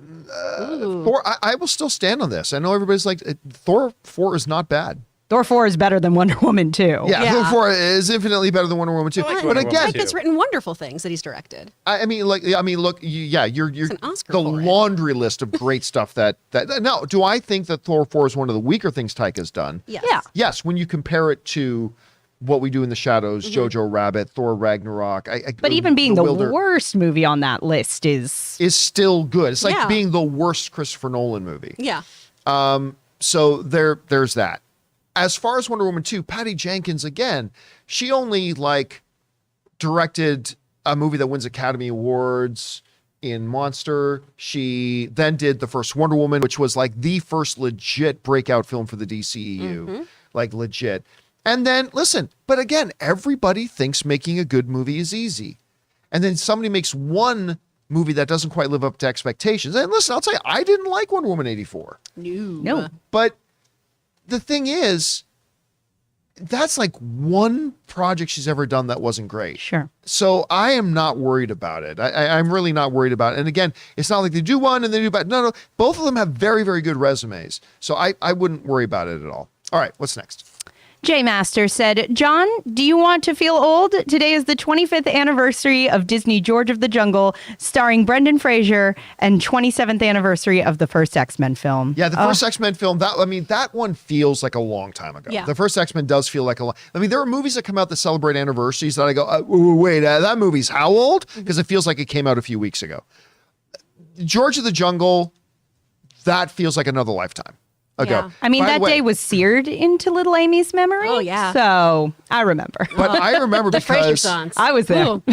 I kind of, a long-term crush, I still have a crush on her, is Leslie Mann. I love her so much. She is so great in George of the Jungle. Obviously, I will always think of her with all the great work she's done. To me, she'll always be, get some fucking French toast from 40-Year-Old Virgin in one of the funniest scenes in movie history. So good. I just love her. I think she's great. And she's married to Judd. Yep. Yeah. I mean, it's funny hearing. Yeah, sometimes I'll go to comedy clubs. Like the last time I went to go watch Mark, I went to go see Mark Ellis go perform. And as a surprise guest, Judd Apatow showed up. Oh, nice. And Judd Apatow did a set. And he did this whole set of, I can't remember exactly what it was, but it's like trying to explain to their kids, like, you know what? I shouldn't even repeat it. I'm not going to repeat it. I'm not going to repeat it. But I love Leslie Mann. I love that George of the Jungle movie. I always think so of my did I. mom. She said like it was like a mommy date with all the kids, and like the trailer came up, and all the moms just looked at each other and went, "We could go see that when it comes out." Yeah. And by the way, looking forward to it. We got Brendan Fraser. I believe he's Firefly in Batgirl. Yep. Yeah. Right? So he's coming as the villain in Batgirl. So And he's congratulations. on So Doom excited Patrol. for Oh, him. damn it. You know what I forgot as one of our off the tops? Batgirl because we've been discussing, I think they're going to make it theatrical. Oh, 1,000%. They just announced it is going theatrical in the UK. So I only think it's a matter of time before they announce theatrical in the US as well. I need to see that movie Yeah, on a big I'm screen. looking forward to it. All right, what's next? Mickey Veach said, if they're casting supporting characters for Ironheart, then they obviously have their lead by now, right? Maybe a Comic-Con announced? It was It was announced. announced ages ago. That was like the Yeah, first thing, guys. that was like the first thing they so yes, keep up. They did that. That one was announced a long time ago. All right, what's next? The Robo producer said, Harrison Ford Day yesterday. Yep. My son and I watched Indiana Jones 3 and The Devil's Own. Still my favorite Indiana Jones movie. Oh, absolutely. Like I just Sean Connery crushes in that. Last Crusade is so great. It's like it's almost it's a perfect movie. I love that movie so much. And again, such a huge laundry list of great Harrison Ford films. All right, what's next? Arun Babaraj said, I read a comment for the Kingsman scene in which Eggsy rescues the princess from the prison for some favors in return. The comment was, no wonder Mario always wants to rescue Princess Peach. Yes, if you remember the movie and you Yep. remember specifically what the reward was. Amy, it was in the butt. What? Is that what I... That was a great callback. Oh my goodness. Thanks, John. Well done. Now Slave to Love is playing in my head. A. Marcellus said, probably too early to tell, but do you see Ant-Man 3 going darker because of Kang possibly kill off Hank or Jane Pym? I think Ant-Man is going to have the feel of Ant-Man. Don't forget, Peyton Reed is still directing it. It's going to feel like an Ant-Man film. But like Thor Ragnarok, where you can have the tone you're going for and have some very dark stuff happen in it, I think they can absolutely do that in Ant-Man 3. You can have darker things happen, but still make it definitively feel like an Ant-Man film. And I have a feeling Peyton Reed's going to be able to do that. So all I know is that I'm very excited for. I love Paul Rudd in this role. Mm-hmm. I remember it got announced. I remember I was doing the movie blog and when we did the story that it came down to Paul Rudd. Do you guys remember who the other person was that it came down to? No. Anybody? Nobody? Anybody in the live chat remember who it was? What? When they were casting Ant-Man, it came down to two actors. They had narrowed it down, and their short list was two actors. I never heard this. One was Paul Rudd, and the other was Tom no, Selleck. it wasn't Adrian. Was it Tom Selleck? No, it was not Tom Selleck. It was not Adrian Brody. Even though I had really embarrassing things to me, I had such good sources tell me that Adrian Brody was Ant-Man. It wasn't Shazam, was it? And no, and I announced that Adrian Brody's going to be Ant-Man. Everybody. And Edgar Wright had to write me Bateman. and say, Someone said Bateman. What's that? Jason Bateman. Nope. So, but Edgar Wright had to write me and go, yeah, no, it's not Adrian Brody. I'm like, oh, well, shit. I'm never going to do scoops again. But it was, I don't see anybody getting it. It wasn't Simon Pegg. It wasn't, Wasn't Jogo? somebody got it.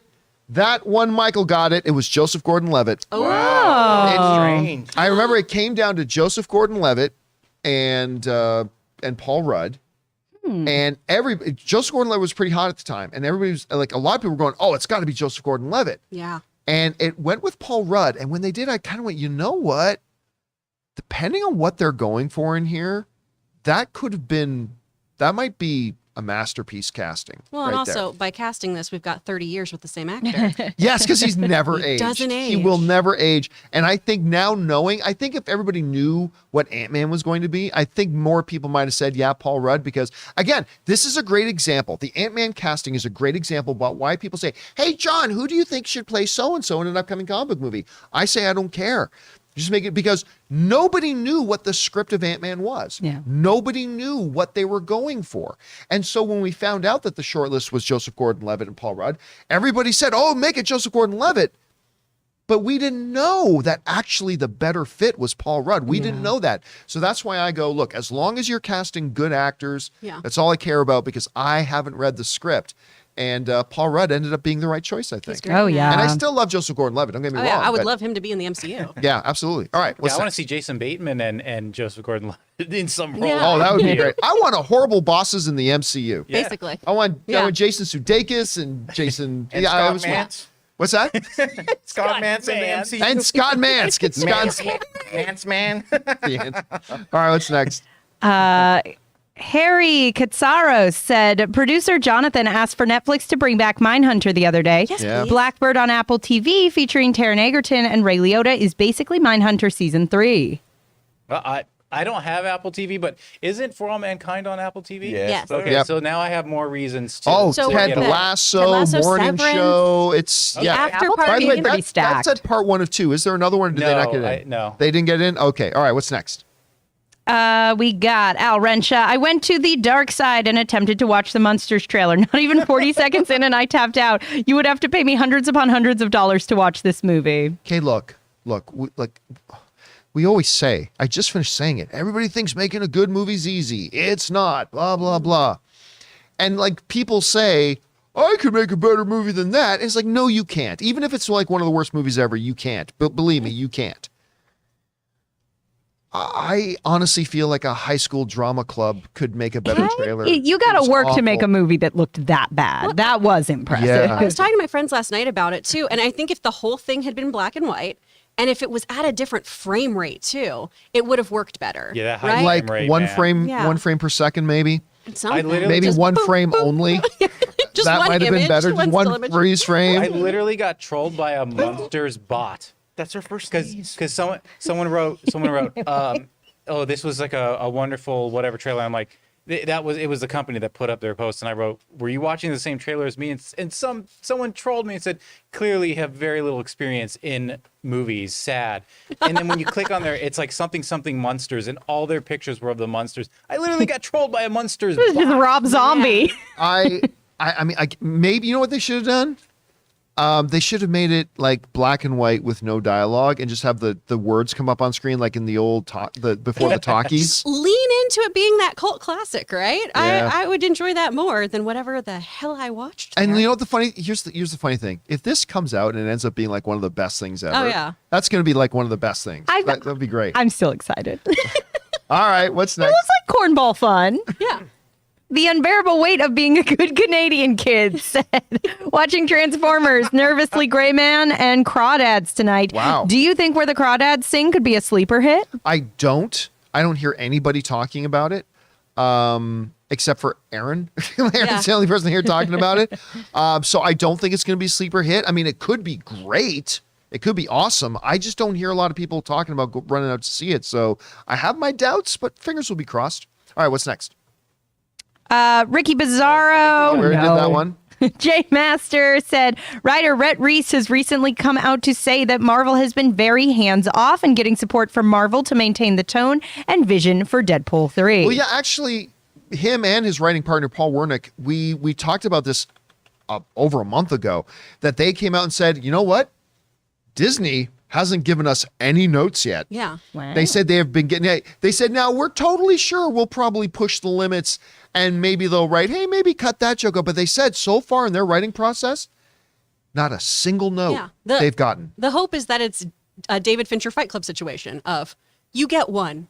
You get Right. one that I'm going to say don't do that, and then it's going to be so much worse. Yeah, I and so far, listen, Bob Iger, Kevin Feige, they both said, look, we are not going to do R-rated stuff in the MCU, with the exception of Deadpool. And if you're going to open that gate, you might as well let them run with it. Yeah. Right? Don't dip your toe in an R rating. Go full hog. Yeah, if you're going to have them drop 4 F-bombs, you might as well let them drop 80. Yeah. And you might as well have National You Women's better Day. And swear and peg. yeah, swear and peg. Come that's, on. That's all. That should be the title of Deadpool, Deadpool 3. Swear and peg. peg. I You're think welcome, like guys. swearin and pagan, but it's got to have the little apostrophe. Somebody end. send that to Reynolds. Deadpool 3, swear and peg. Hey, Ryan. All right, what's next? Tim Platt said, Fox Kids or Toonami, which did you prefer? I was a Fox Kids guy, although I loved both. Dude, I was Toonami. Canadian. So I didn't have any of that. They were still watching. You Toonami. can't do that on television. Yes, that's right. We were watching You Can't Do That on Television. Damn right we were. Man, Toonami with Stephen J. Bloom being Tom Morrow. Come on. I've never even All that heard of this. sweet See, I was anime. like, I was into like the softer shit. I was like, one Saturday morning on ABC. That was my that was shit. Great with yeah, the Weekenders. hell yeah. Yeah. All right, what's next? Pepper Ann, come on now. Pepper Ann. We could go down a rabbit hole. Ernest Talhook sorry if I said that wrong, said, "Is it just me or is there more diversity in this new Rings of Power series? Didn't know Middle Earth had any black people in it, but I love it. Seems intentional to me and it's very refreshing." Well, I mean, here's the thing. Tolkien never once in any of his writings specified ethnicity. Yeah. Like who's to say that elves aren't every color under the rainbow? And that's the thing. So yeah, you really should have more diversity I mean, in it's such an old argument, but it's like, okie dokie, dragons are real, but you draw the line at people of color? Yeah. Like, if we're going to suspend our disbelief, just having a diverse world that looks like our own is not a suspension of disbelief. Exactly. I believe that melanin probably exists in Middle Earth. I imagine So, so. but here's the thing too. There will be people who hide behind the excuse of saying they're forcing diversity. Mm-hmm. What really they're saying is we want to keep enforcing exclusion. Yeah. That's what it is. See, that's the thing. There is no. I keep telling people this. Like in Hollywood right now, there is no diversity agenda. What we have is finally, after decades and decades and decades and decades and decades, we have people finally saying we are going to stop the agenda of exclusion. We're going to stop doing that because Hollywood has done it for a century. Yeah. And they are finally, in recent years, finally saying we are going to start taking apart this agenda that's been there forever of exclusion, and we're going to start getting rid of that agenda. And I like the fact that we're starting to see more movies, TV shows, whatever that reflect that. I just want to give a shout out to Tyler Gibson for joining. For a second there, I thought it was Tyrese Gibson. Tyrese, hey, you know me and Tyrese are good now. You know me, me and Tyrese are good now. We're good now. We got by that. All right, what's next? The Richard sent in a super chat and V sent in a super chat. Thank you, guys. And did we have a couple more come in from our channel members? What do we got? Let's see. We have there's one from JG Trey. I remember when you used to say that the best part of the MCU was that every movie could be any casual fan's entry point into the MCU. Yes. I feel like those days are starting to be over. Yes, I completely agree. And I've mentioned that before.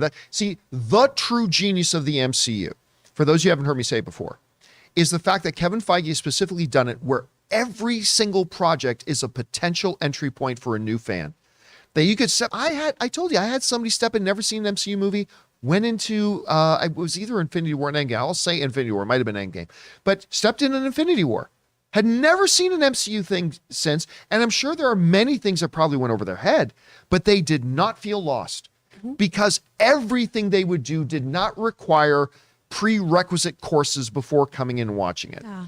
The more and more the MCU is becoming convoluted, it's going to make that more difficult because we heard it in Doctor Strange: The Multiverse of Madness. That was really the first movie where it was like, you're not even going to really understand what's going on here if you didn't watch WandaVision. Oh, yeah. Yeah. And that has never been something that the MCU has done before. The reason they had such huge exponential growth is because any movie fan at any time could jump on board the MCU train and not have to worry about the 18 cars that already went by. They were all Hobbs and Shaw. They were all Hobbs and You Shaw. could just get in there and go, I understand what this is. Yeah, you didn't need to watch any of the other Fast and the I Furious. surely haven't. And you were able, but the more convoluted it's getting, they're going to start facing challenges with that, where now there's going to be homework you have to do if you want to. No audience member wants fucking homework before they watch something. And it's going to be difficult. Well, maybe Chris Carr does. I want to have a book to reference the whole time and be like, ooh. Yeah, but anyway, you're right. It's going to become more challenging. All right, what's next? Cole writes, am I the only one who thought that mutant reveal was a bit lazy? No. No way. I mean, I'm sorry. I mean, I'm sure other people maybe do. I thought it was completely earned. And here's why I believe it was. Because it narratively fit. We talked about this yesterday. It wasn't just blah, blah, blah. Oh, wow, look at this read. It says you're a mutant. What? No. It followed a narrative path that had been laid out in the story. It starts with him saying, Amir came to me wondering, because of family lineage, will he also have these powers? That creates a consequence that I looked into that. And then I cross-compared that to your scans. And then I realized within your scans there was something else that was different. There is a mutation. That was that was perfectly tied in with a thread and a roadmap they had laid out narratively, and it brought it to fruition at that point. So No, I didn't think it was lazy at all. I thought it was very well I done. loved it. Yeah, I thought it was great. All right, what's next? Collins E writes, I was watching the episode where you guys made Doctor Strange 2 predictions and y'all gave a bigger chance to Galactus showing up than Black Bolt. It's funny in retrospect. And you can still surprise us. I told you. I have ever since I saw that, I said, man, I would have lost a Yeah. lot of money on that. We walked out of the theater. We're like, wow, I don't think we've ever been so wrong about so many things. I mean, and we got some pretty big key things Yeah. right, but again, I knew because Black Bolt is a member of the Illuminati. I mean, we knew it was possible. And it is important to point out, Feige never called him an Inhuman or anything like that. And they had him in a very different costume than what he wore in the Inhumans TV show. So this was clearly a different Black Bolt, all that kind of stuff. But make no mistake, I would have lost a lot of money. If I had put money on that, I would have put anyway. What's that? Bet the house on us anyway. I would have lost a lot of money, dude, on that. I was very surprised. Okay, All right, we what's got next? one last one from Casey McGrew. He says, hey guys, been a long time fan. I'm planning on doing a double feature this week with my fiance and some friends. Going to see Thor, Love and Thunder. And my fiance wants to see Jurassic World Dominion. Is it even still going to be playing in theaters next week? I'm not sure. I mean, it's still making money. Snacks. Yeah, it's still making money. I So wonder if that's going to be a good time, depending. I hope your whole group likes both movies. That's all. I mean, that's the thing, right? Like Rob always says. Rob, who just walked in the room, he's standing over there now, getting the peanut butter pretzels out, getting the peanut butter Rob pretzels out. kind. I mean, like he always thank you says, so much. you go in, you always hope that everybody loves every movie they see. I mean, that it doesn't work out, obviously, but that's what the hope is. You always hope it. So I hope you have a great chance. Listen, I like Thor: Love and Thunder, even though I think it's only like the third best Thor movie, but I hope you do too, and maybe you'll love Jurassic World if you can find where it's playing. All right, guys. And that'll do it for today's installment of the John Campea Show with all the problems that we had today. Thank you for hanging in there with us as we muscled through it. Thank you especially to everybody who sent in those super chats. Number one, because you gave us great fun things to talk about. But number two, you supported this channel as you did it, and all of us involved with the show. Thank you guys so much for your support. I want to thank everybody sitting in the room. Of course, we've got Chris Carr, we got Amy Newman, we got Ray Ora over there, and of course, producer Jonathan Voico. Thanks so much for running the show, and thank you guys for being here. That'll do it for us for now, guys. Don't forget, come back a little bit later today. We got a couple things coming. We got a mailbag coming. We got a best movie, worst movie coming. And of course, the John Campea Show returns tomorrow, so come on back for that. That'll do it for now, guys. Thanks a lot for being here. My name's John Campea, and until next time, my friends, bye-bye.